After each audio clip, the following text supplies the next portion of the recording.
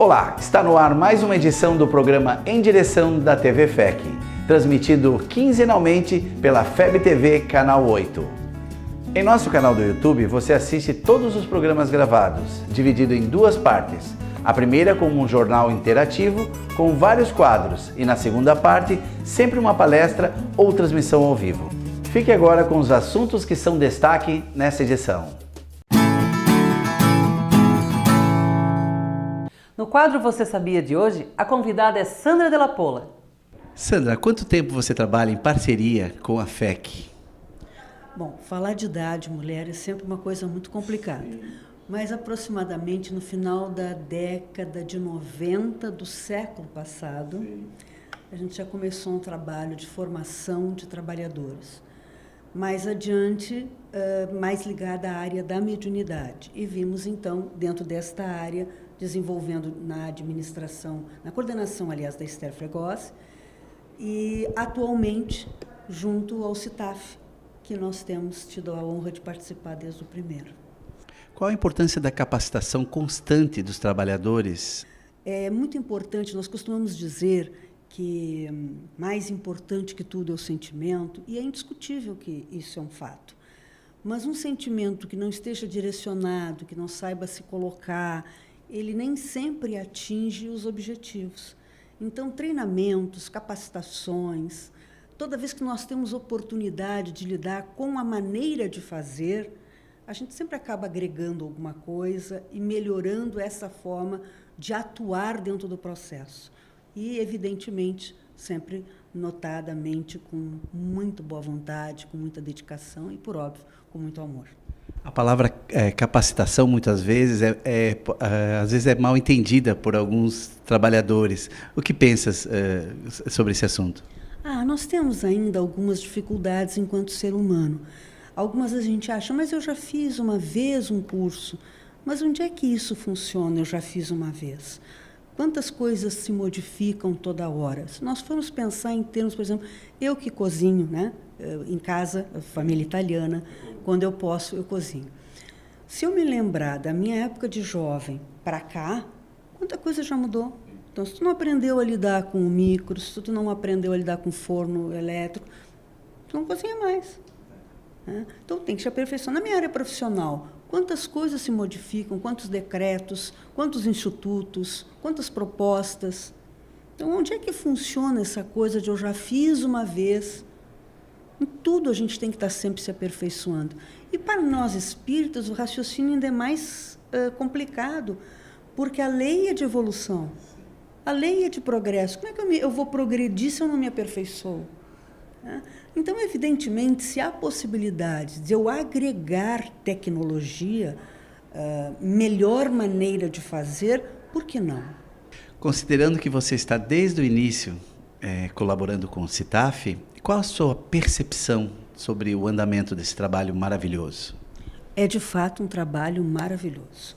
Uma iniciativa da federação notável e que merece e exige de nós todos que com ele nos envolvermos muita dedicação para qualificá-lo cada vez mais.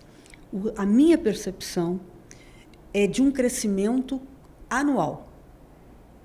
Porque fomos nós, cada um de nós foi entendendo a proposta e foi melhorando, então, como elemento que está dentro da proposta. E isto que prova a importância da capacitação. Porque cada vez, dizia um pensador lá no Antigo Egito, que ninguém tomava banho no Nilo 2 vezes, porque quando tomasse banho a segunda vez, o Nilo já tinha mudado as suas propriedades. Um pensador contemporâneo mudou um pouquinho e disse que ninguém toma banho 2 vezes, porque se a pessoa toma banho de manhã e for tomar de noite, as células já são outras. Né?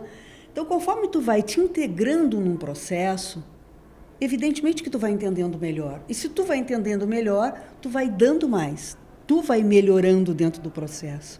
E o CITAF é a grande prova da importância da qualificação, da capacitação continuada. Porque ele próprio foi se qualificando. E pelo que se vê agora das notícias da nova administração, nós temos, então, ainda uma transcendência para fazê-lo, conclamando a todos nós que nos integremos. Sandra, você que desenvolve atividades de consultoria e capacitação com trabalhadores de outras federativas, Acredita que o CITAF está alinhado com o plano de trabalho nacional e com as ações do CFN e da FEB? Indiscutivelmente, o CITAF ele está alinhado com a proposta da Federativa Mater, que é o investimento nessa capacitação. Desde há muito, o movimento nacional já se apercebeu disso.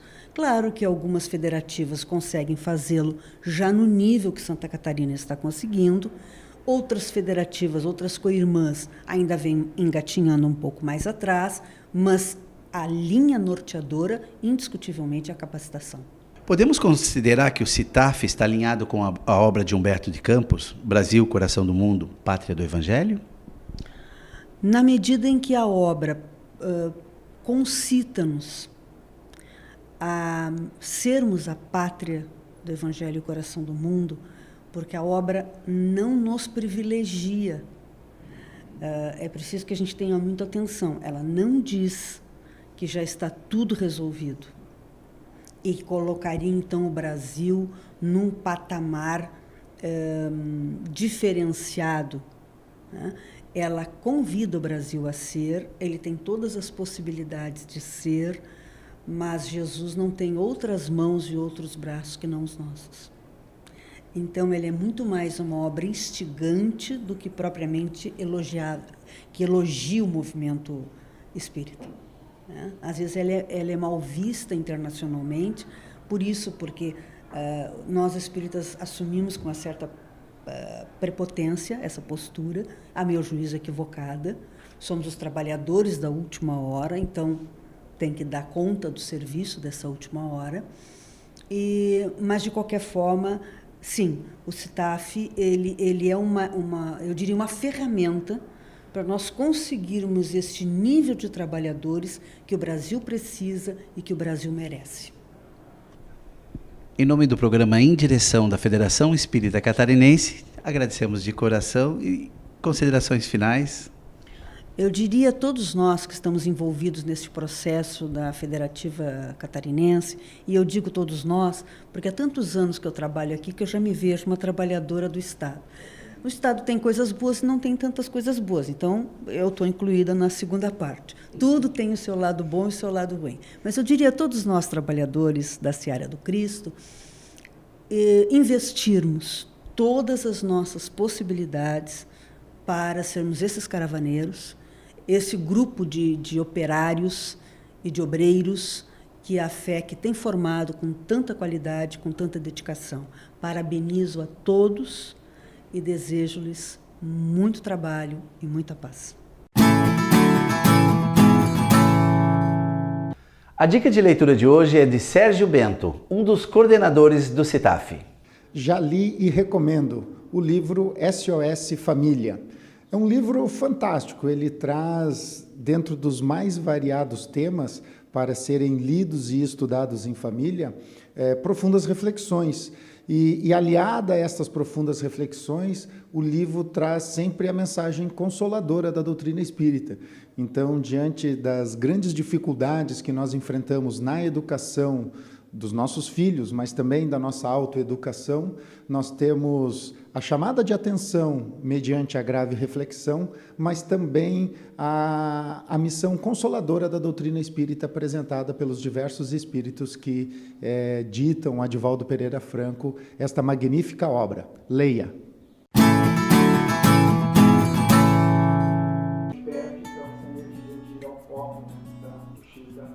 No dia 17 de junho, Joinville sediou o CFE, Conselho Federativo Estadual. Então, muito obrigado por essa rápida oportunidade. O encontro reuniu presidentes das Uniões Regionais Espíritas de Santa Catarina, com o objetivo de debater, alinhar e deliberar ações do movimento espírita estadual.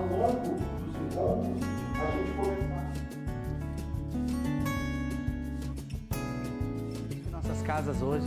No dia 17 de junho, foi realizado o seminário Grupo Mediúnico, antes, durante e depois, ministrado por Luciano Pudel Wagner. O evento foi uma realização da Federação Espírita Catarinense e Primeira União Regional Espírita. O seminário foi realizado no Centro Espírita União Fraterna.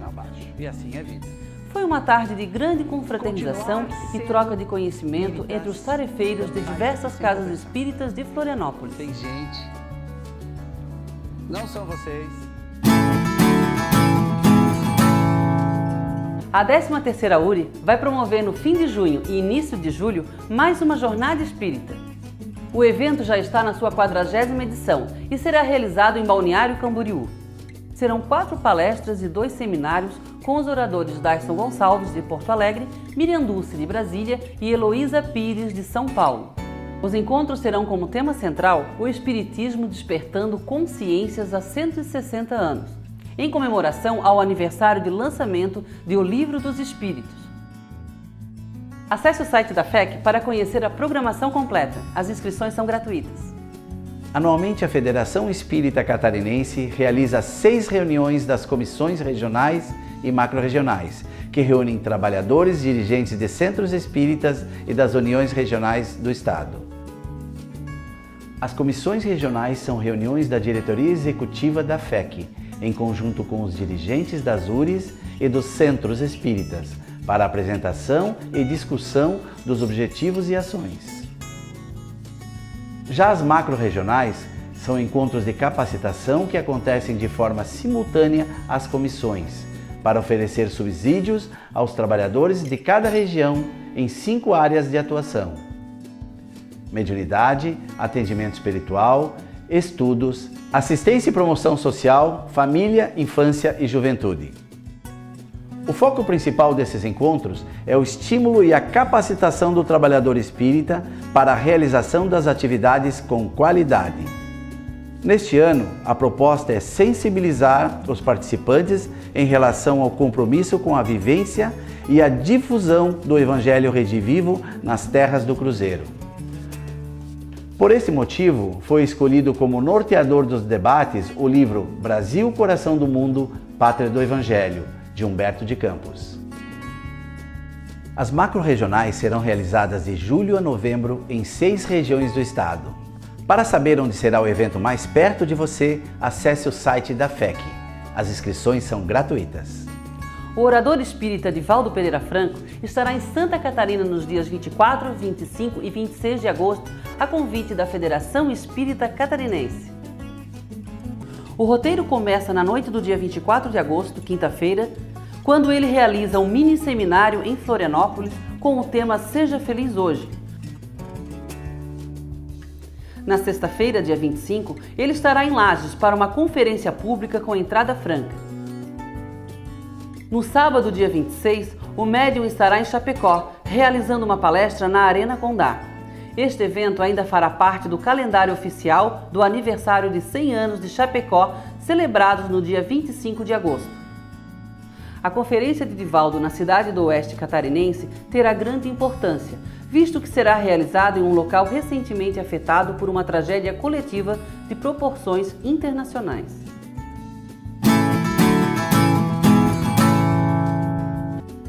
O Centro Espírita Luz e Caridade completou 90 anos de auxílio ao próximo.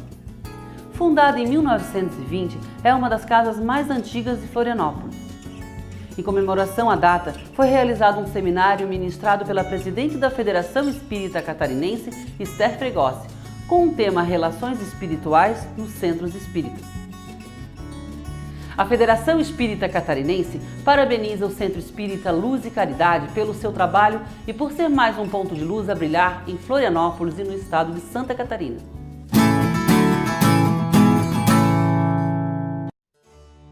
Ivone do Amaral Pereira nasceu no dia 24 de dezembro de 1906, na antiga Vila de Santa Teresa de Valença, hoje Rio das Flores, sul do estado do Rio de Janeiro. O lar sempre foi simples e modesto. Conheceu dificuldades inerentes a seu estado social, o que, segundo ela, a beneficiou muito. O exemplo de conduta dos pais teve influência capital no futuro comportamento do médium. Aos 4 anos, já se comunicava audiovisualmente com os espíritos, aos quais considerava pessoas normais encarnadas. Uma entidade era particularmente cara, o espírito Charles, a quem considerava pai terreno real, devido a lembranças vivas de uma encarnação passada, em que esse espírito fora seu pai carnal. A sua mediunidade foi diversificada. Foi médium psicógrafo e receitista, assistida por entidades de grande elevação, como Bezerra de Menezes, Charles, Roberto e Bittencourt Sampaio. Desde muito pequena, cultivou o estudo e a boa leitura. Autora de mais de 20 obras espíritas, entre elas Memórias de um Suicida e Dramas da Obsessão. Ivone Pereira desencarnou no Rio de Janeiro no dia 19 de março de 1984.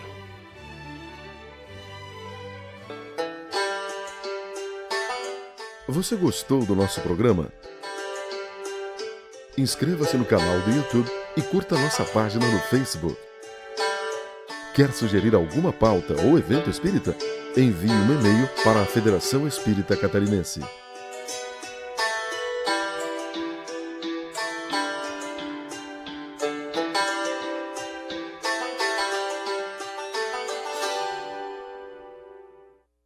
Fique agora com a segunda parte do nosso programa. Até a próxima!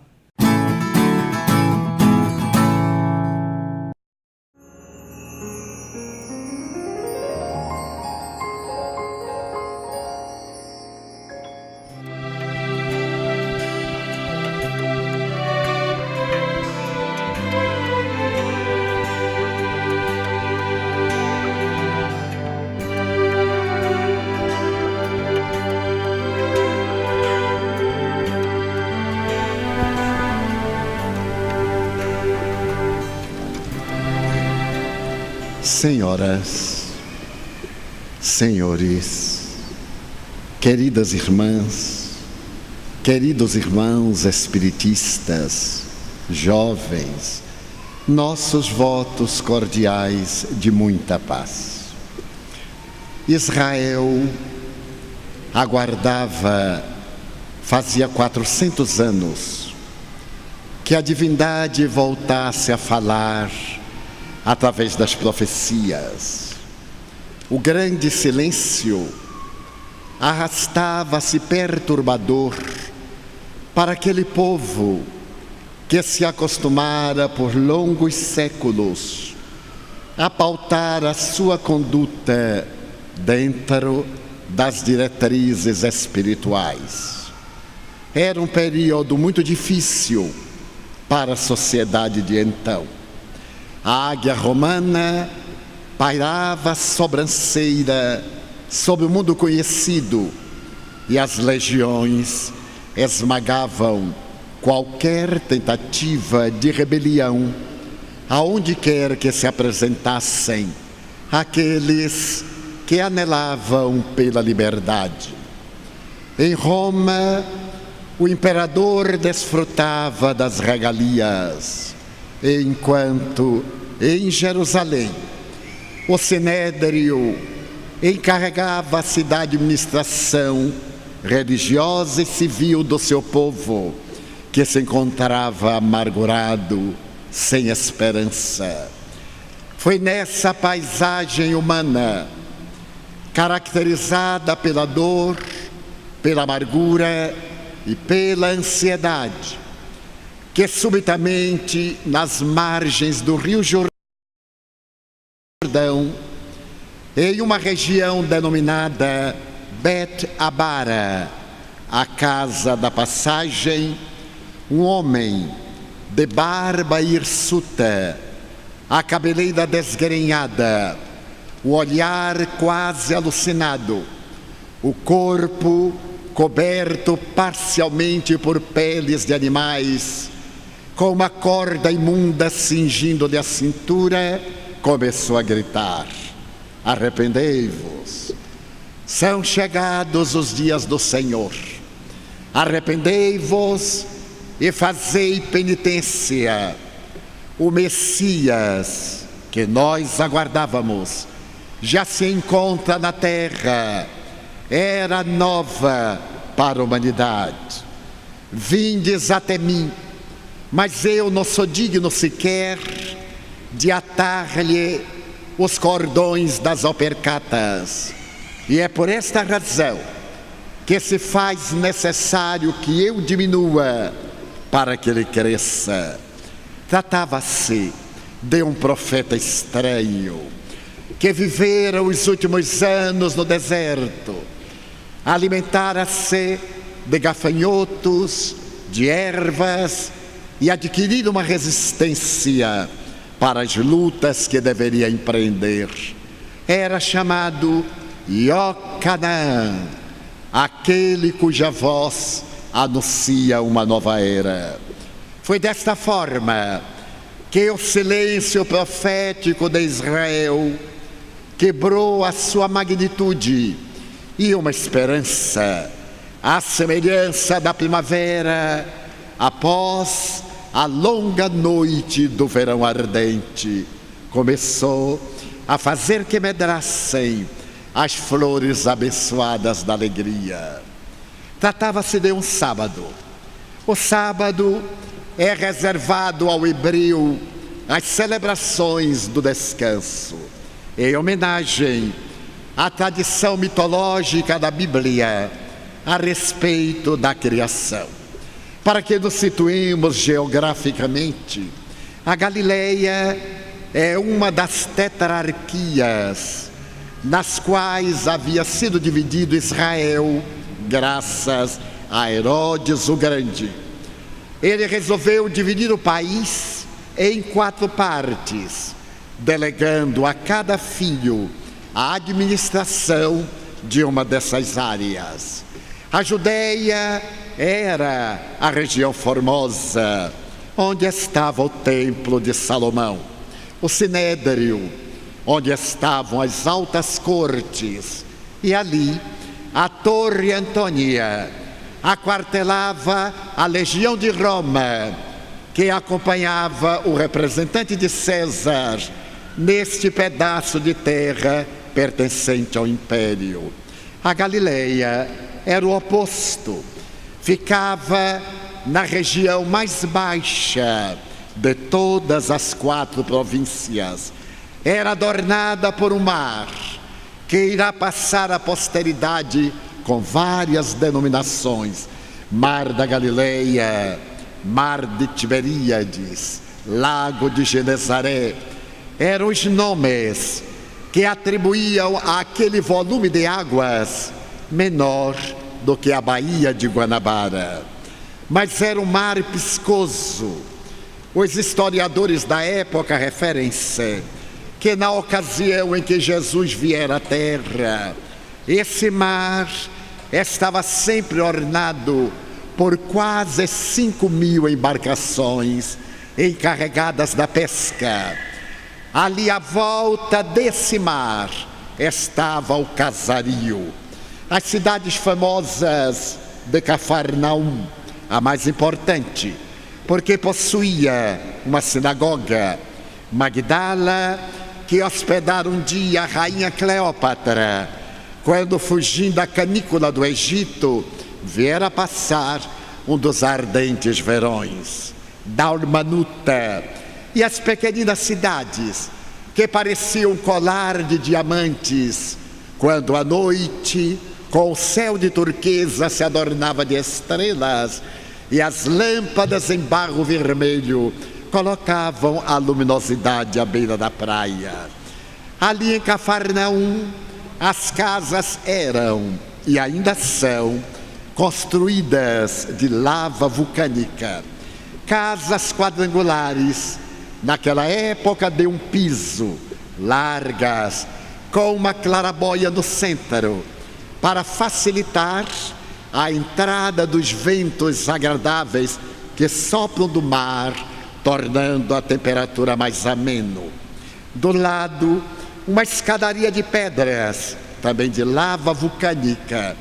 Era numa dessas casas que morava Simão Bar Jonas. Simão, filho de Jonas, que ficará na posteridade como pescador, aquele a quem Jesus dissera: abandona as redes e vem comigo pescar no mar da humanidade as criaturas afligidas.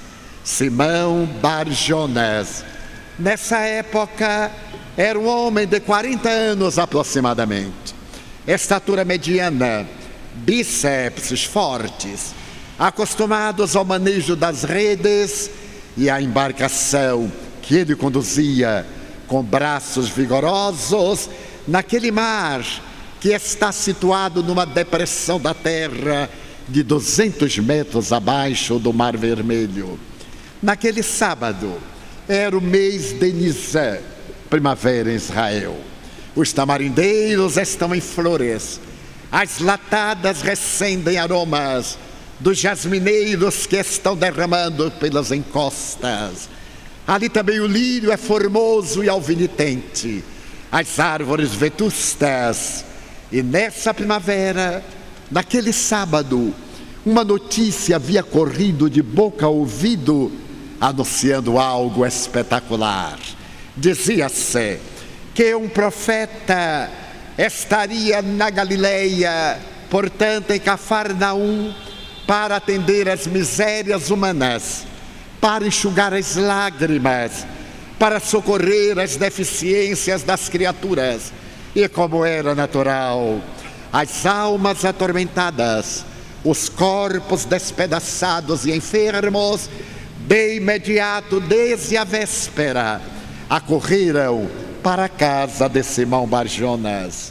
Quando o claro rosto da manhã derramou claridade sobre as águas plácidas do mar, ali na praia de pedras miúdas, de seixos, ali estava uma verdadeira multidão que adentrara na intimidade doméstica e que repletara as circunvizinhanças.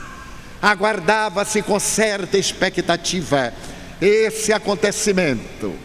Tudo acontece em nossa vida de uma maneira quase imprevista, e foi dessa forma imprevista que de repente ele apareceu na porta que dava acesso à praia, à beira-mar.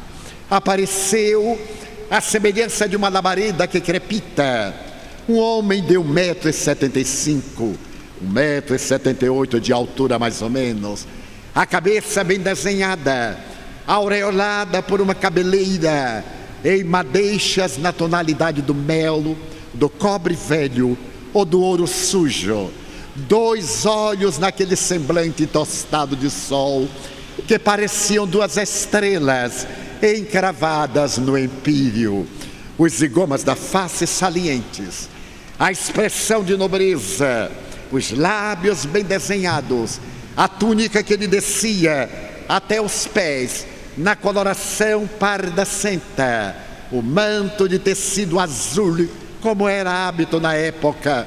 E quando ele apareceu, a multidão silenciou.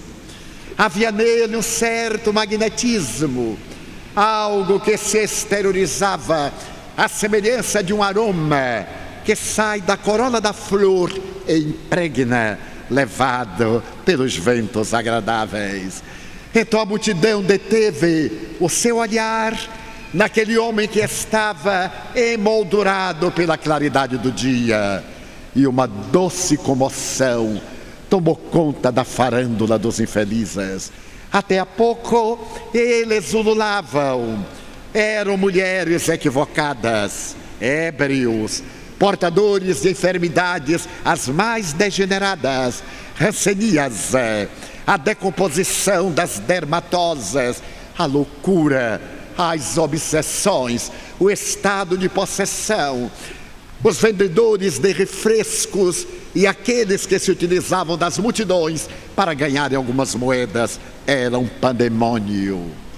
Mas quando ele apareceu, houve uma mudança psicológica, uma mudança ambiental, e o silêncio selou aqueles lábios ansiosos.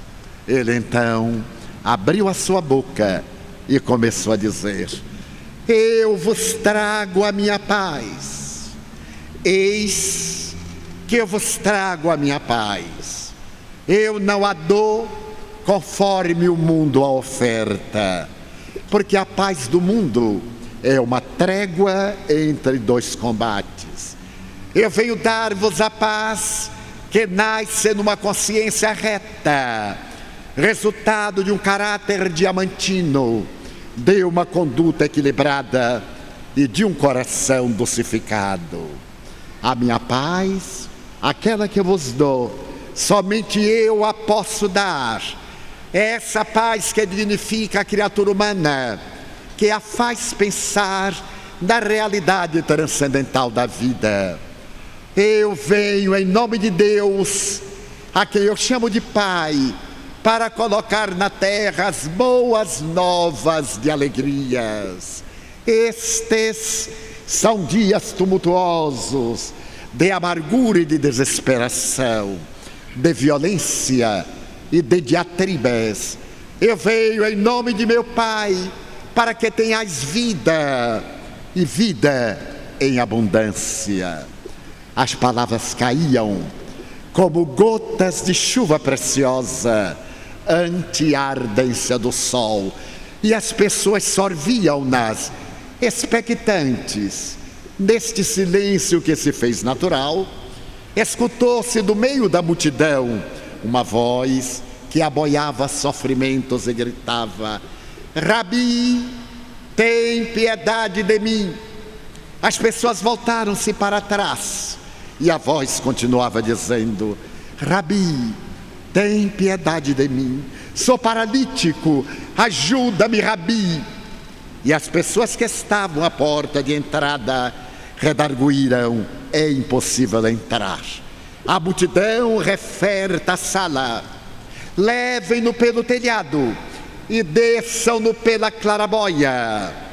Então a expectativa tornou-se ansiosa, porque se podiam ouvir os passos nas escadas de pedras, degrau a degrau, até a parte superior, e subitamente uma esteira imunda, atada de cordas nas 4 pontas, que baixava suavemente, e sobre ela um corpo quase cadaverizado de um homem, estigmatizado por várias problemáticas orgânicas, magérrimo, a testa larga, suarenta, a cabeleira rala, os olhos fora das órbitas, os dentes à mostra, as artérias do pescoço, o corpo quase nu, coberto em parte por trapos. Aquele homem na esteira imunda inspirava compaixão. E as pessoas olharam-no, curiosas, quando então o homem suarento ergueu os braços e disse, quase sem voz: Rabi, tem piedade de mim, cura-me. Eu sei que tu vens de Deus, cura-me, Rabi. O mestre olhou a multidão. A multidão da época é relativamente a multidão de hoje, sempre procurando fenômenos, coisas sobrenaturais, procurando oportunidades para poder atender a sua sede de necessidades imediatas. Então ele passeou o olhar pela multidão, e a multidão, entendendo que ele fazia uma pergunta muda, meneou a cabeça, como dizendo: tu não és profeta? Cura-o, para que nós vejamos e depois creiamos. Tu não és aquele que veio trazer a paz? Dá-lhe da tua paz, para que vejamos e desta maneira acreditemos. O homem continuava chorando a sua miséria orgânica. Então o mestre olhou e ele ergueu a cabeça: Rabi, apiada-te de mim. Então o mestre fez uma pergunta: Natanael ben Elias, Natanael filho de Elias, tu crês que eu te posso curar? O doente ergueu os ombros magros e teve agora uma exclamação: ó mestre, se tu sabes o meu nome, tu me conheces. Se tu me conheces, tu sabes que há 25 anos estou paralisado no leito de agonia. Então, se tu me conheces, tem piedade de mim e cura-me. Então o mestre respondeu: Natanael ben Elias, ergo bonus pastor sum. Eu sou o bom pastor, e aquelas ovelhas que o Pai me confiou, a nenhuma delas eu deixarei extraviar-se. Distendeu as mãos, olhou o paciente dos olhos e falou com leve energia: se tu crês que eu te posso curar, levanta-te e anda.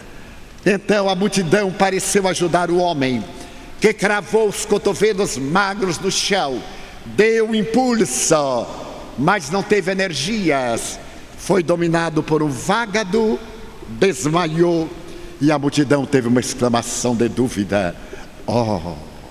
Então o mestre, agora genuflexo, olhava para Natanael e seus olhos pareciam exteriorizar labaredas. Natanael, quando olhou, ficou magnetizado e ele disse pausadamente: Natanael, bem Elias, tu crês que eu te posso curar? Então levanta-te, Natanael, em nome de meu Pai, levanta-te e anda.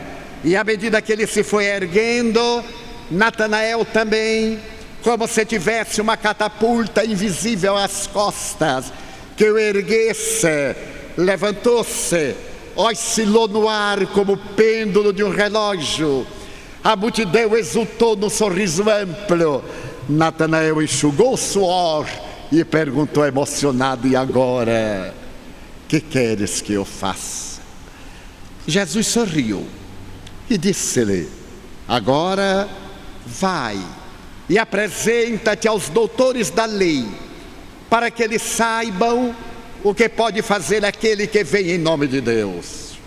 Abrindo um parênteses, muitas vezes estranha-se que Jesus use esta frase: vai e apresenta-te aos doutores, para que eles saibam do que pode fazer aquele que é filho de Deus, dando a impressão que ele era um narcisista, que ele estava exibindo o seu poder. Mas não é exatamente isto. Na cultura hebreia da época, toda vez que alguém contraía uma enfermidade degenerativa, que era vítima de prostituição, que era atacado por uma enfermidade infecto-contagiosa, pela hanseníase, ou por uma deformidade, a cegueira, a surdez, a mudez, eram exilados da cidade e tinham seu nome cortado do livro dos vivos. Esses indivíduos eram considerados mortos. Por isso que toda vez que Jesus os ressuscitava daquela situação, mandava que eles procurassem os doutores da lei para que os reintegrassem no livro dos vivos. Natanael, diante dessa situação, deu um grito. A multidão abriu e ele saiu cantando aleluias. Houve uma pausa, como é natural depois de qualquer impacto. Mas uma voz no meio da multidão gritou: Rabi, tem piedade da minha filha que é cega. E avançando uma mulher carregando uma criança, colocou-a diante do mestre, que lhe tocou os olhos. O raio luminoso feriu o nervo óptico. A menina deu um grito, estava vendo. E alguém gritou: mestre, tem piedade de mim que tenho lepra. E outro: Senhor, amigo, benfeitor. E ele ia limpando as misérias humanas. Aqueles que ali estavam enfermos e recuperavam-se, iam-se, anunciavam o fenômeno e novas multidões chegavam. Numa porta lateral da sala, Simão Barjonas estava exultante. Ele olhava o amigo e dizia de si para consigo: ele é meu amigo. Essa alegria quase infantil que nós temos quando mantemos relações com pessoas importantes. Simão olhava a multidão, ele que era um modesto pescador e que recebia ali o Filho de Deus, exultava e dizia interiormente: que júbilo, ele está na minha casa, lançando as bases de uma nova era. Enquanto os acontecimentos tinham lugar, o dia lentamente murchou na boca da tarde. E Simão olhou para o mestre no justo momento em que o mestre o olhou e tinha uma expressão de profunda melancolia. Então Simão percebeu que ele estava muito pálido, suarento. Simão compreendeu que ele estava cansado. Desde a alva que ele estava limpando as misérias humanas. Então Simão empurrou as pessoas e gritou: basta, por hoje basta. Acercou-se do amigo como se fosse um cão São Bernardo e, tomando-lhe da mão, levou-o na direção da praia. O mar arrebentava-se em espumas brancas, como se fossem beijos de rendas que ali na praia desapareciam, enquanto o vento do entardecer trazia a noite que se cobria de diamantes estelares. Repentinamente, Selene abriu seu manto de prata e as águas do mar espelho refletiam a beleza da noite enluarada. Simão estava sentado na praia, o mestre numa pedra, o discípulo abaixo e o amigo em uma postura de realça. Então Simão olhou para cima, aquele rosto anguloso, de uma beleza máscula incomum. Então Simão emocionou-se, porque percebeu que ele estava chorando. Então Simão perguntou-lhe: mestre, tu estás chorando? Sim, Simão, eu estou chorando. De alegria, por certo? Não, Simão, de tristeza. Mas como? Hoje é um dia de triunfo, porquanto aqueles miseráveis que vieram até a minha casa, tu lhes consertaste o organismo enfermo e lhes restituíste a saúde. Então é um dia de júbilos e tu estás triste? Sim, Simão, eu estou triste, porque não vim para remendar corpos, eu venho para iluminar almas. Mas Rabi, Natanael Ben Elias eu conheço. Normalmente quando termino a feira e não vendo todos os peixes, eu levo-lhes o miserável paralítico a 5 lustros, e tu lhe deste movimento, recuperaste-lhe a saúde, e tu estás triste. Sim, Simão, tu sabes onde está Natanael Ben Elias neste momento? Ele está numa tasca, cercado de mulheres iludidas e de ébrios. Ele toma nesse momento bebida alcoólica e diz: vejam, eu recuperei a saúde, o mestre curou-me, eu vou agora recuperar os 25 anos de paralisia do prazer.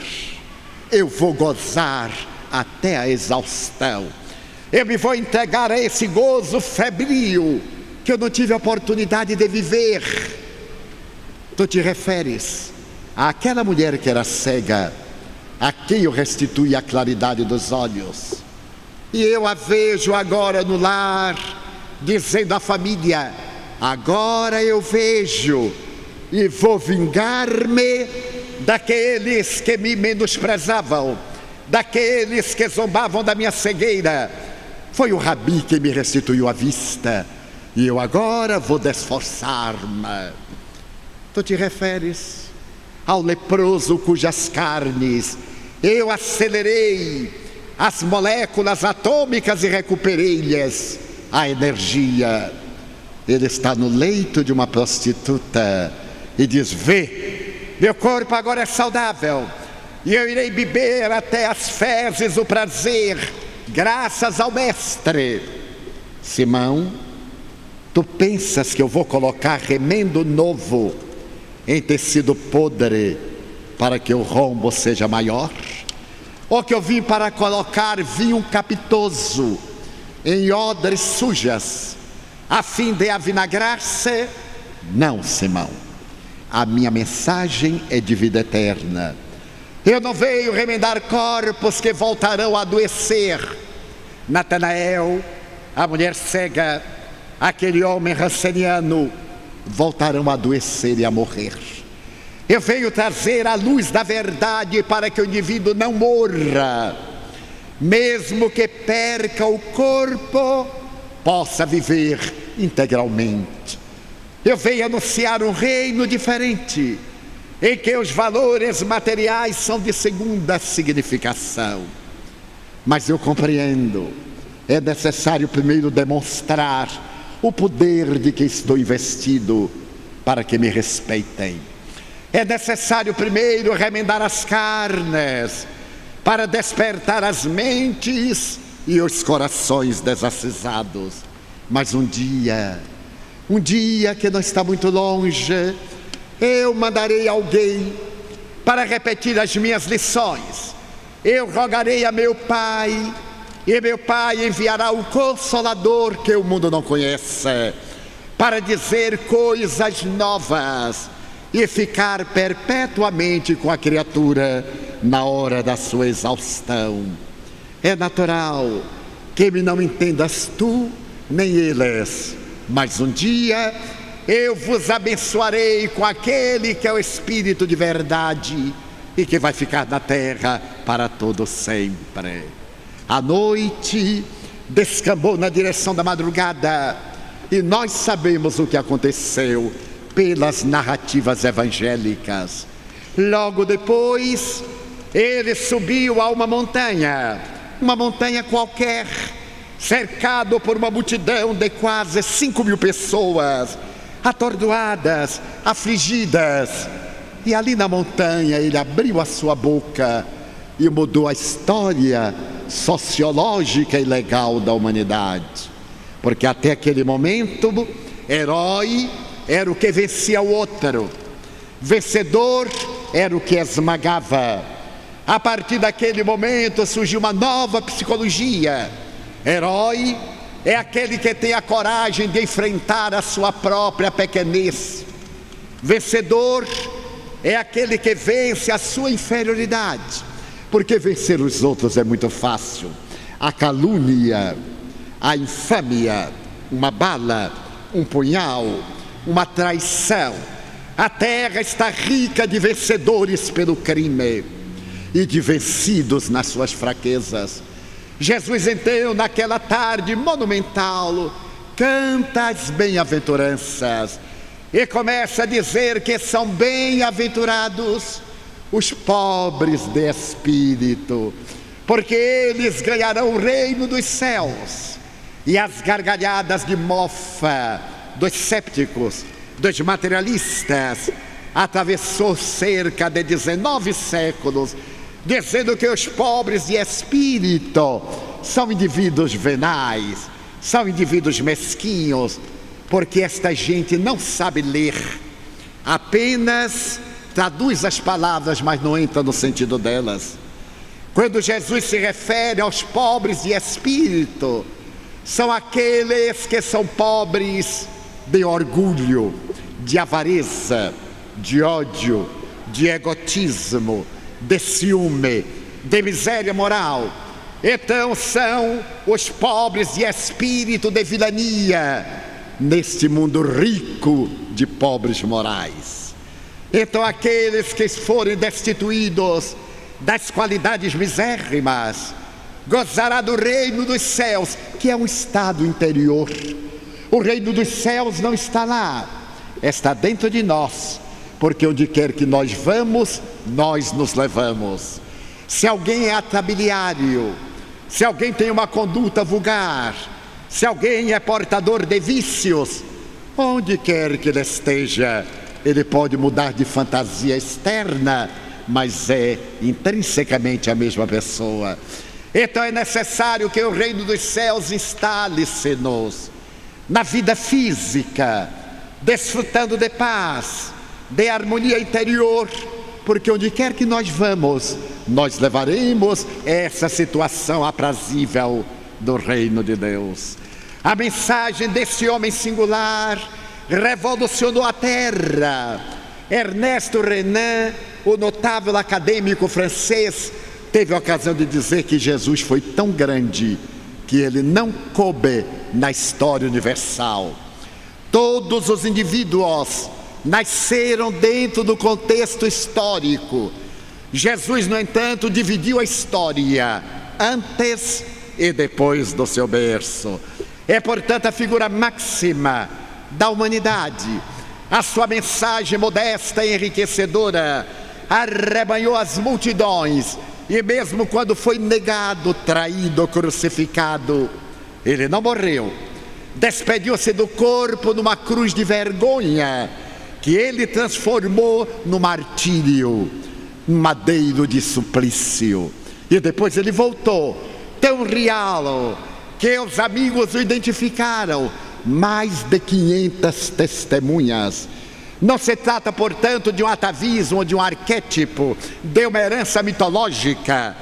Quando ele aparece na Betânia, ao entardecer do 50º dia, as pessoas deslumbram-se, porque todos veem-no, e ele ascende e desaparece.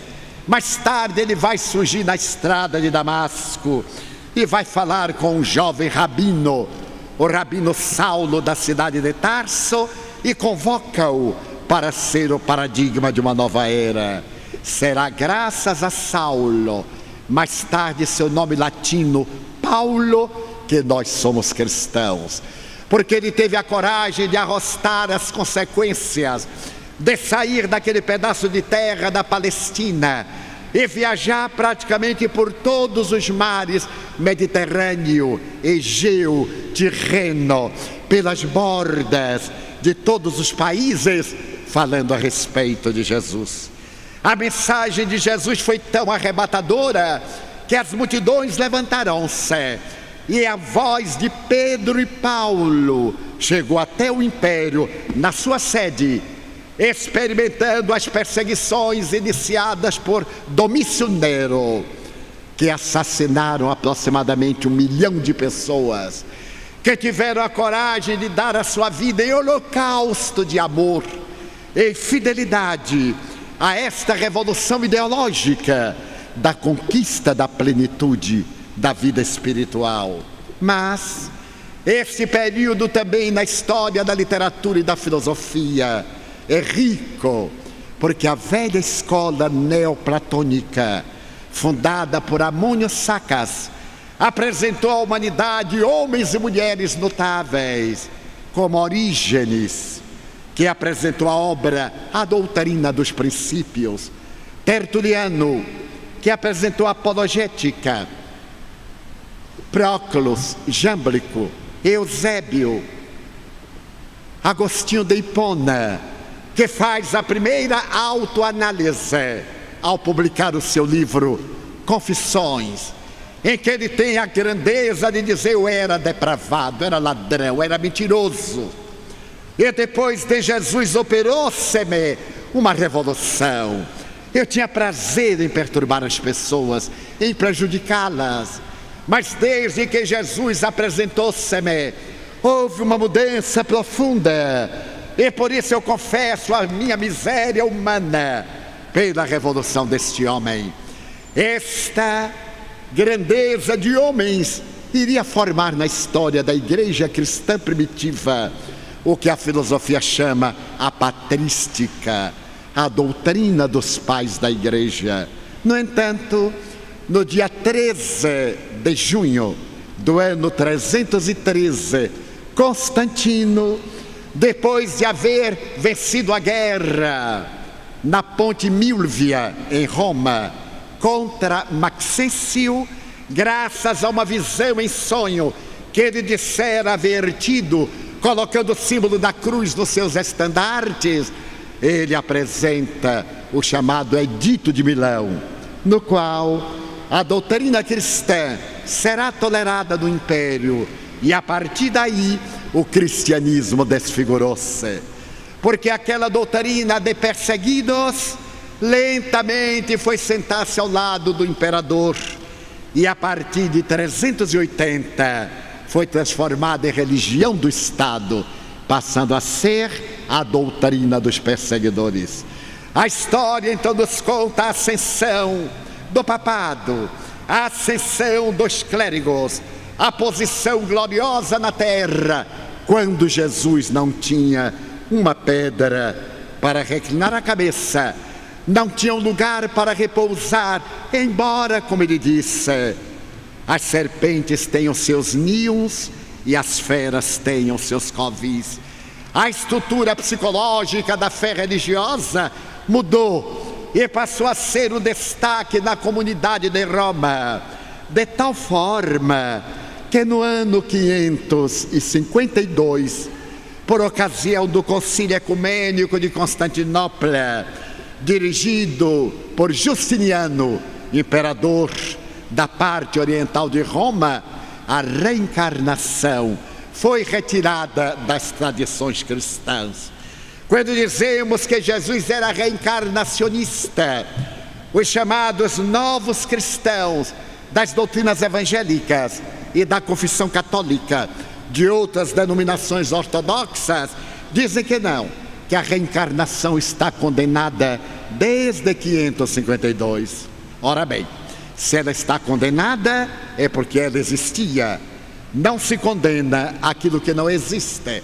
Mas a condenação da reencarnação tem uma lógica, porque, como nos lembramos, o imperador Justiniano, que foi um amante das artes, foi um grande proporcionador do Império Bizantino, agora com o nome de Constantinopla como capital, a velha Bizâncio, casou-se com a mulher mais bela de Constantinopla, que era uma meretriz, Teodora.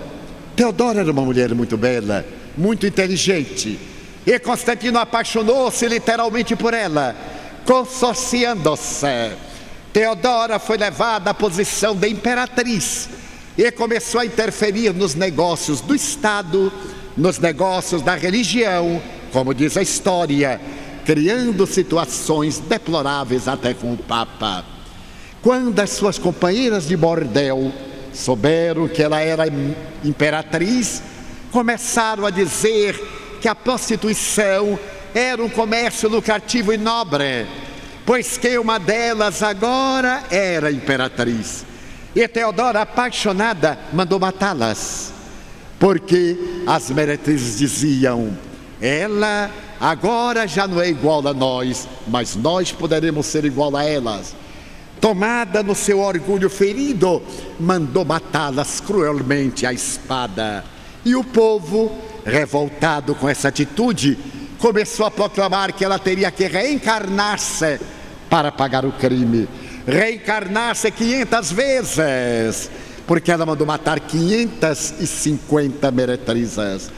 Não é exatamente assim que funciona a reencarnação, mas as pessoas têm imaginação muito rica e acreditavam que para cada uma assassinada ela deveria reencarnar.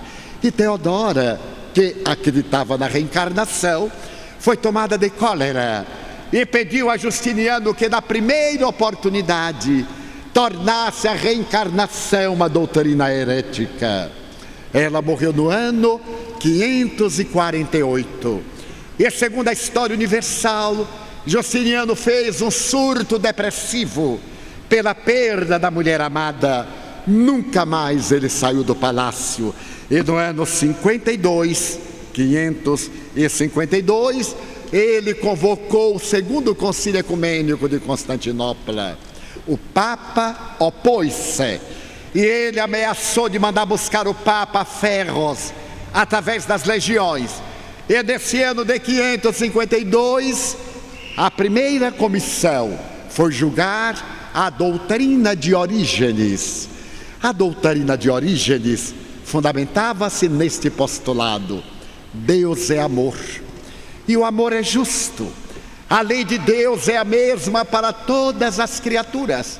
Por que que os nossos destinos são tão variados? Porque existem aqueles que são felizes e aqueles que são desventurados. Porque uns nascem belos e outros deformados. Porque uns nascem em leito de ouro e outros nas tábuas da miséria. A reencarnação demonstra que cada qual é autor do seu destino. A reencarnação apresenta que a vida tem um sentido nobre e cada qual colhe conforme semeia. A morte, asseverava esse homem notável do século III, a morte nada mais é do que uma passagem para a vida.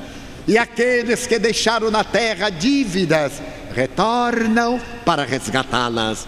Então, por habilidade diplomática, Justiniano condenava as doutrinas de Orígenes, e a comissão, constituída por 5 membros, 3 votaram contra Orígenes, e a partir de então a sua doutrina foi considerada herética. Nessa doutrina está a reencarnação, e é a partir daí que a reencarnação é tirada do cristianismo. Mas não existe nenhum dogma que condene a reencarnação diretamente, porque Jesus era reencarnacionista. No seu diálogo com Nicodemos, conforme nós lemos no Evangelho, no capítulo de João, número 3, é necessário nascer da água e do Espírito para entrar no reino de Deus, e várias vezes ele o repete com outras palavras. Então, a partir dali, a reencarnação foi afastada, e a doutrina cristã, durante 1000 anos, se tornou verdugo da sociedade. A Idade Média, as cruzadas aberrantes, cujos efeitos políticos ainda sofremos hoje, diante do Islã, perseguido pela cidade de Roma e pelas terríveis manifestações do terrorismo internacional, que tem um cunho político e que tem as tintas negras religiosas do ódio e do rancor. Graças às terríveis cruzadas, que na tentativa de restabelecer o túmulo de Jesus, um túmulo vazio, deflagraram as mais hediondas perseguições, tão vergonhosas que os próprios lutadores do Islã consideravam-se verdadeiros anjos em relação à crueldade dos cruzados. Ainda podemos lembrar-nos da Santa Inquisição. A Inquisição na França matou mais do que as guerras púnicas, isto é, as guerras entre gregos e persas. Matou mais de 100.000 pessoas, em nome de Deus, pelo crime de serem portadores de ideias próprias. E ainda nos recordamos da queda de Granada, de Sevilha, sob as forças de Isabel de Fernando, os reis católicos, quando expulsaram os mouros de Espanha, como também os judeus da Península Ibérica. Em nome de Jesus, que veio ensinar o amor, que veio dizer que era necessário que nos amássemos, para que todos soubessem que nós somos seus discípulos.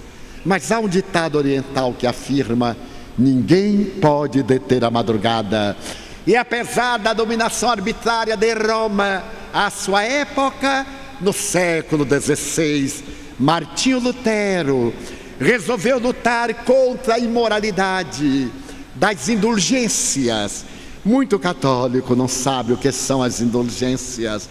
As indulgências foram proclamadas pelo Papa, que necessitava de dinheiro para a construção do Vaticano, particularmente da Catedral de São Pedro. E o que eram as indulgências?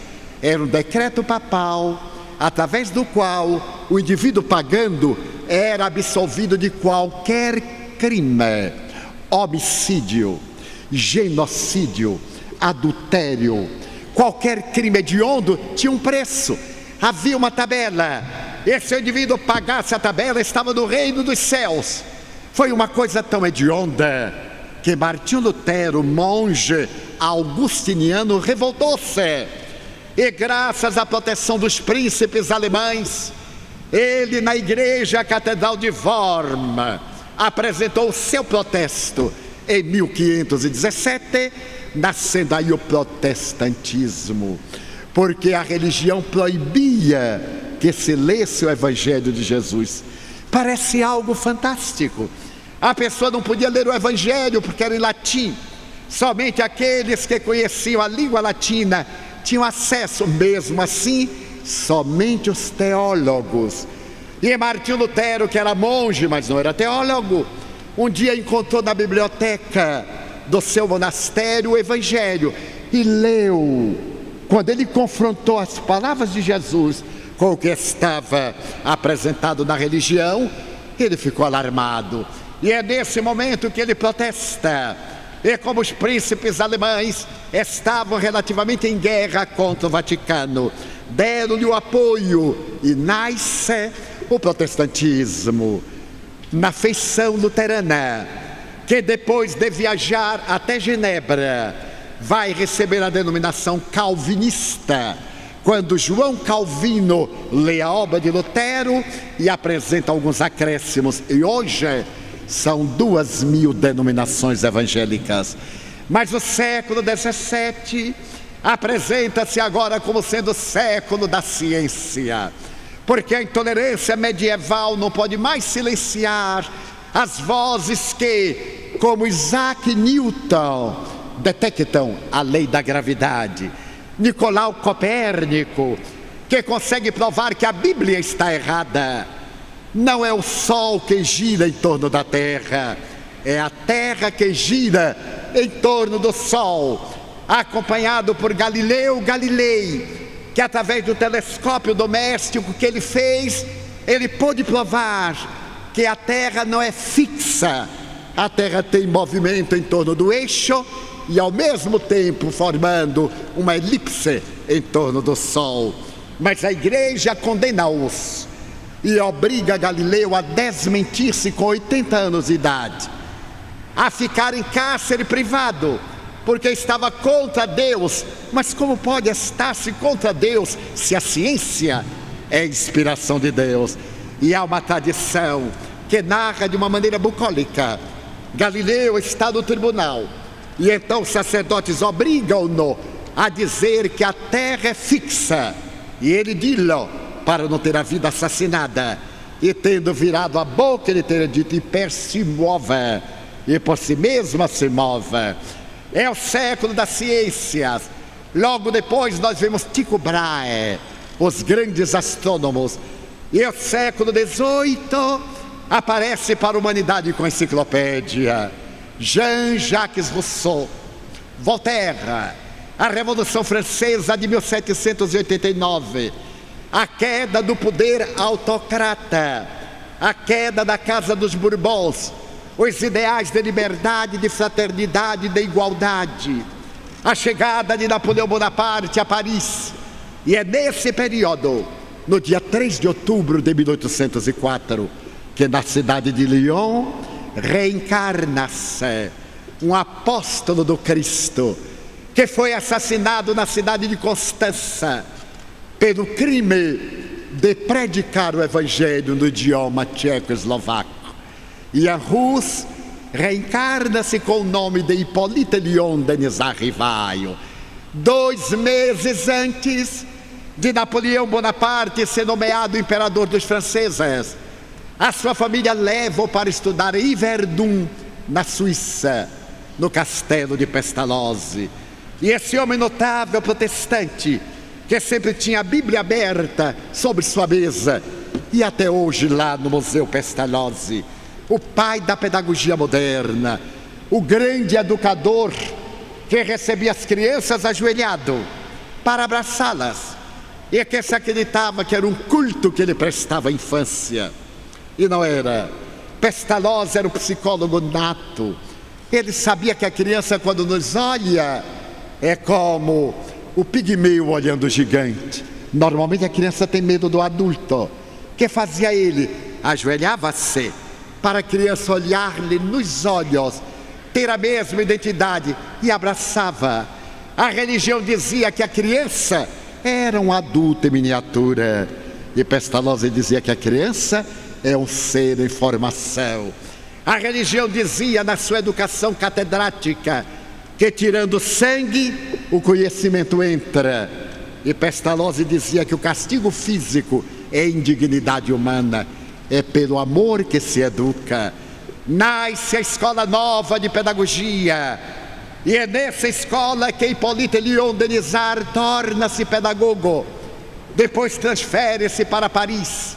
Estamos agora no século XIX. Ele cria um educandário na rua de Sèvres, número 7, edifício que não existe mais em Paris.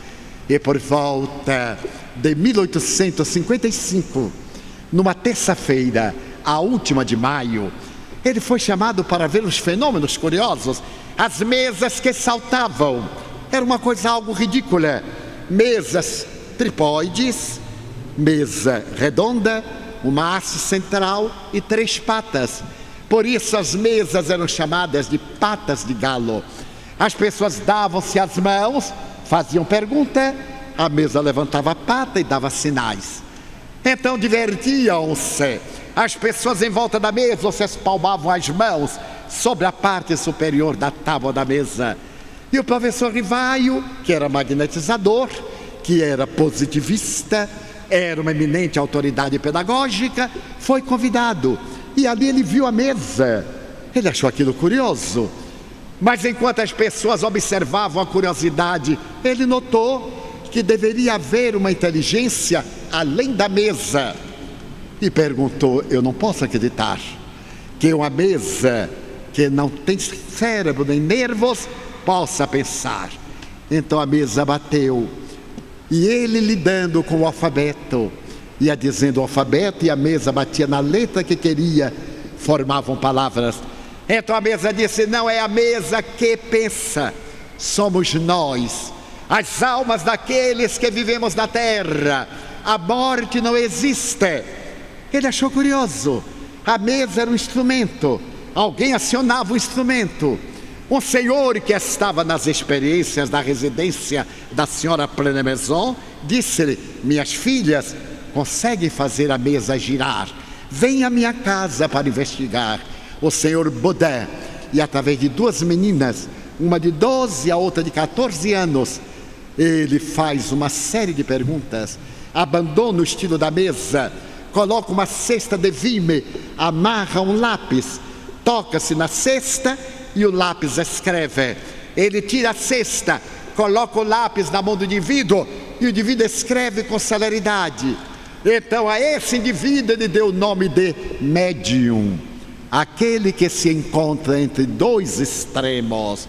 E a essa faculdade, a mediunidade, depois de haver colhido centenas de perguntas, os espíritos pedem-lhe para que publique o resultado das suas observações.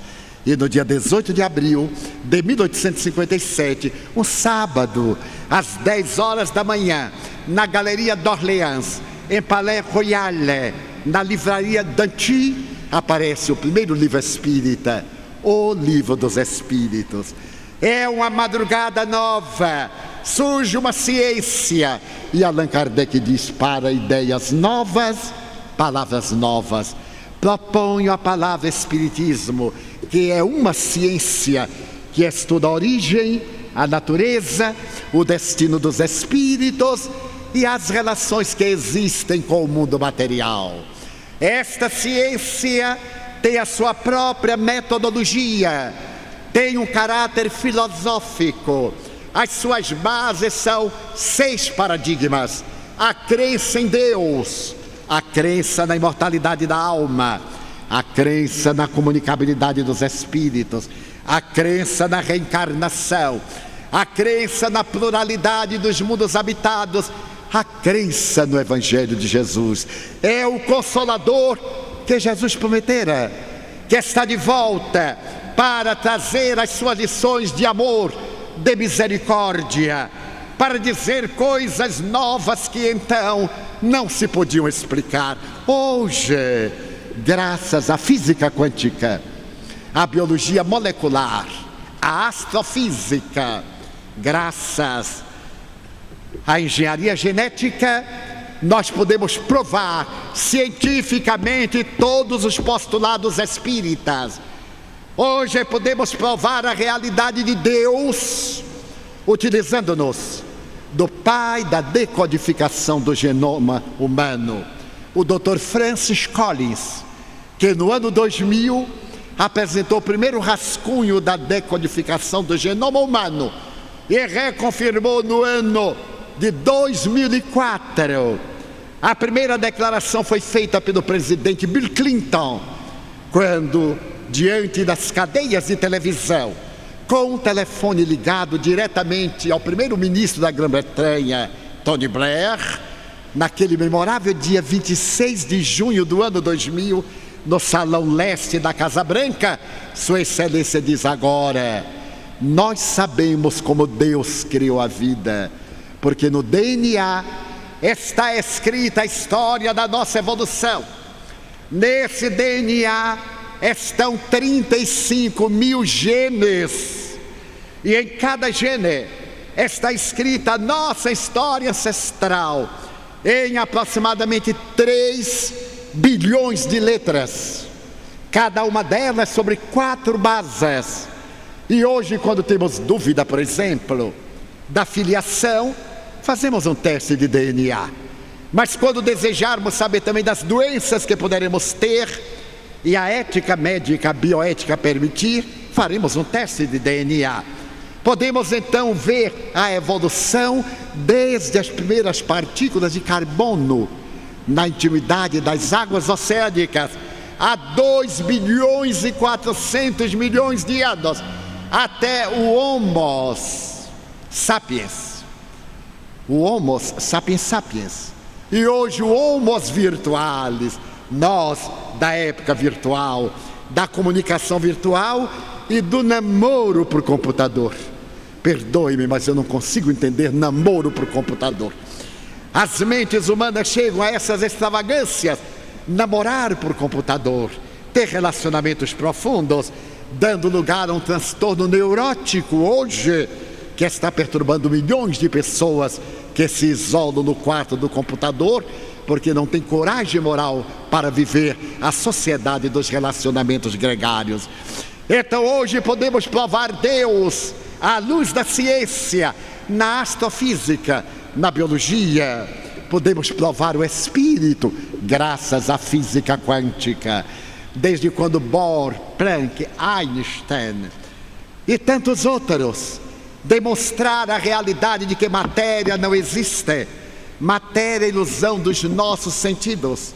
A energia que se condensa, matéria. A matéria que se desagrega, energia. A luz, formada de corpúsculos, matéria. Formada de ondas, energia, que se converte em ondas. Então o espírito é uma energia pensante. Como responderam a Allan Kardec os espíritos ao serem interrogados: que é o espírito? É o princípio inteligente do universo. E depois, a realidade da vida não apenas no plano material. Ainda eu encontro pessoas que me dizem: Divaldo, eu só acredito se eu tiver ocasião de ver. Eu digo: então você está na Idade Média, porque na idade da física conceptual, primeiro é necessário crer para depois ver. Essa teoria de que é ver para crer é apenas uma ilusão. 90% das coisas em que nós acreditamos são todas invisíveis. E aquelas que são visíveis estão em constantes mutações, porque nada é fixo. Esse móvel está aqui com as suas partículas atômicas. Cada elétron, cada próton gira em torno do nêutron com 75 mil quilômetros de velocidade por segundo, para poder dar a impressão da sua tessitura material. Então o Espiritismo veio na época em que as ciências podem provar a comunicabilidade dos espíritos, em que eles vêm dizer-nos que continuam. O Espiritismo logrou a maior façanha da filosofia: matou a morte. A morte agora fugiu envergonhada, porque aquilo que era o aniquilamento, dormir até o dia do juízo final, ir para o inferno eterno por pequenos erros, ou ir para o céu eterno. Muitas vezes me ponho a pensar como deve ser um céu eterno. Deus, desde que criou o mundo, foi descansar. Mas descansar, está provado que laborterapia é um dos mais belos processos para a saúde mental. Toda pessoa ociosa fica depressiva. Todo indivíduo que se aposenta e não trabalha faz depressão. Então hoje nós sabemos que é necessário o trabalho, a dinâmica do trabalho. Jesus dizia: meu Pai até hoje trabalha e eu também trabalho. Então o conceito de que Deus foi descansar é apenas uma alegoria mitológica. Se nós formos à internet agora e pegarmos o telescópio Hubble, www.telescopiohubble.com, nós veremos este notável telescópio distante da Terra a 400 quilômetros, mandando-nos fotografias de galáxias que são absorvidas pelos buracos negros, enquanto outras galáxias nascem da poeira das estrelas, mostrando que a criação continua. Como é que podemos conceber um Deus eternamente cochilando, escutando harpas paraguaias e guaranias? Deus não é um ser, é a inteligência suprema do universo, é a causa primeira, não é o conteúdo, é o continente, são as leis morais que vigem no universo. E Jesus, Allan Kardec perguntou, qual o ser mais perfeito que Deus nos ofereceu para servir-nos de modelo e guia? E os Espíritos disseram, Jesus. Trouxe-nos essa mensagem de volta a Jesus, o homem de Nazaré, mas não apenas aquele homem crucificado. Nós temos uma tendência mórbida para o apocalipse, para a tragédia. Daí estamos sempre anunciando o fim do mundo, as tragédias. O mundo não se vai acabar só sob o ponto de vista astronômico, quando o Sol morrer daqui a 10 bilhões de anos. Daqui a 10 bilhões de anos é que então, por falta do calor do Sol, haverá o choque interplanetário, a mudança da gravidade.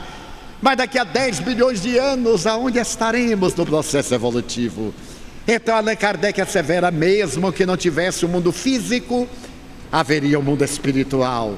O mundo físico é nossa escola, onde viemos para aprender a amar, a tolerarmos-nos uns aos outros, a suportarmos-nos, a desenvolvermos valores intrínsecos, a encontrarmos um objetivo para a vida, encontrarmos um significado existencial. Encontro pessoas que me dizem, não sei para que nasci. E outros me perguntam, Divaldo, qual é a minha missão na Terra? E eu sorrio e digo assim, eu ainda não sei qual é a minha, muito menos qual é a sua. Eu tenho 82 anos de idade e tenho uma amiga de 78. No ano passado a minha amiga estava com 77. Ela chegou-se até mim e me perguntou, Divaldo, qual é a minha missão? Eu digo, deixe para outra reencarnação. Já estamos muito velhos para começar agora. Aos 77 anos, a senhora ainda não sabe o que vai fazer na Terra e tudo o que a senhora fez. Ela diz, ai, quanta loucura que eu fiz. Eu digo, pois é, mas ainda está em tempo de recomeçar. Prepare-se para outra reencarnação. O Espiritismo nos veio dar uma visão otimista, dar alegria de viver, dar um sentido existencial. É esse sentido que nós estamos buscando. O que é que eu vim fazer na Terra? Por que estou aqui? Qual é a razão das dores? Porque mesmo que eu não queira, eu estou colocado num contexto do qual não posso fugir. Então chegou o momento em que a humanidade está defronte de respostas para os problemas que nos afligem. O Espiritismo é o Cristo Consolador. Ele não veio para remendar nossos corpos, porque teremos outras doenças. Ele veio nos dar saúde moral, saúde espiritual, saúde integral, como assevera Carl Gustav Jung, o estado de individuação, o estado luminoso. E é exatamente essa saúde integral interna que nos vai dar a saúde externa, para depois de cumprir a nossa trajetória, encontrarmos a nossa felicidade. Esta doutrina extraordinária que temos a honra de apresentar nessa tarde, evocando 60 anos deste elan unificador entre os espíritas, a que se referiu o presidente da Federação do Estado de Santa Catarina, em que nós agora estamos vinculados uns aos outros pela afinidade, pelo trabalho, pelo dever, constituindo uma família, um rebanho que marcha na direção da humanidade para servir. A única doutrina que não cobra nada.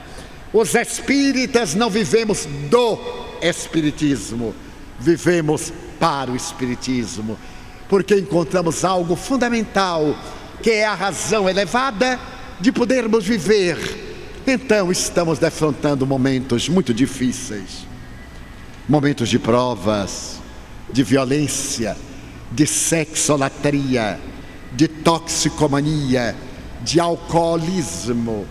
Esta cidade deve ter visto no Oktoberfest de poucos dias atrás a nossa decadência, a embriaguez dos sentidos, as paixões deletérias, a civilização que atingiu a mais alta cultura tecnológica e científica, mas ainda rasteja nos descalabros de natureza moral. Reprimenda? Não. Compreensão e compaixão daqueles que ainda se entregam aos prazeres perturbadores, insaciáveis, porque o prazer passa, é sensação, mas a emoção de felicidade é duradoura. Então, nesses dias amargos de preocupações, quando perspectivas negras se nos desenham, é necessário que restauremos a alegria e que tenhamos a coragem de agradecer a Deus tudo o que Ele nos deu. Tantas messas, muitas vezes eu me surpreendo rindo a sós, ao considerar tanto que eu tenho para agradecer e tão pouco para pedir. Então eu gostaria de dizer-vos, ó meu Deus, diante daqueles que choram, que se debatem, daqueles que se desesperam, eu quero dizer-te que eu amo a vida, que para mim é bela e é consentida. Muito obrigado, Senhor, pelo que me deste, pelo que me dás. Obrigado pelo ar, pelo pão, pela paz. Obrigado pela beleza que os meus olhos veem no altar da natureza. Olhos que fitam o céu, a terra e o mar, que acompanham o pássaro que voa ligeiro e sente a alma despedaçada neste tormento, neste canteiro. Diante da minha faculdade de ver, eu contemplo a terra coberta de flores em variedade de cores e peço pelos que são cegos, que vivem na solidão, que tropeçam na multidão, que choram na solidão. Por eles eu oro e a Ti eu imploro com miseração, porque eu sei que depois desta lida na outra vida, eles também enxergarão. Muito obrigado pelos ouvidos meus, que me foram dados por Deus, ouvidos que ouvem o tamborilar da chuva no telheiro, a melodia do vento nos ramos do olmeiro, as lágrimas que vertem os olhos do mundo inteiro, ouvidos que ouvem a música do povo que desce do morro na praça cantar, a melodia dos imortais que se ouve uma vez e ninguém esquece nunca mais, a voz melodiosa, canora do boiadeiro e a dor que geme e que chora no coração do mundo inteiro. Pela minha faculdade de ouvir, pelos surdos eu te quero pedir, porque eu sei que depois desta dor no teu reino de amor voltaram a ouvir. Obrigado pela minha voz, pela sua voz, pela voz que ama, que canta, que alfabetiza, que legisla, que ilumina, que trauteia uma canção, que o teu nome profere com sentida emoção. Diante da minha melodia, eu quero rogar pelos que sofrem de afasia. Eles não cantam de noite, eles não falam de dia. Oro por eles, porque eu sei que depois desta prova na vida nova, eles cantarão. Obrigado pelas minhas mãos, mas também pelas mãos que aram, mãos que semeiam, mãos que agasalham, mãos de ternura, mãos que libertam da amargura, mãos que apertam mãos, que limpam feridas, que enxugam suores das vidas, pelas mãos de cirurgias, de poesias, pelas mãos de psicografias, pelas mãos que atendem a velhice, a dor, o desamor, pelas mãos que no seio embalam o corpo de um filho alheio sem receio, e pelos pés que me levam a andar sem reclamar. Obrigado, Senhor, porque eu posso caminhar diante do meu corpo perfeito. Eu te quero louvar porque eu vejo na terra amputados, aleijados, marcados, desventurados, imobilizados, que não se podem movimentar. Eu oro por eles, porque eu sei que depois desta expiação, na outra reencarnação, eles também caminharão. Muito obrigado por fim pelo meu lar. É tão maravilhoso ter um lar. Não é importante se este lar é uma mansão, um duplex, se está numa favela, se é um ninho, um gravato de Douro, um bangalô, uma casa no caminho, seja lá o que for, mas que dentro dele exista a figura do amor. Amor de mãe, ou de pai, de mulher, ou de marido, de filho, ou de irmão. A presença de um amigo, alguém que me estenda a mão, porque é muito triste viver na solidão.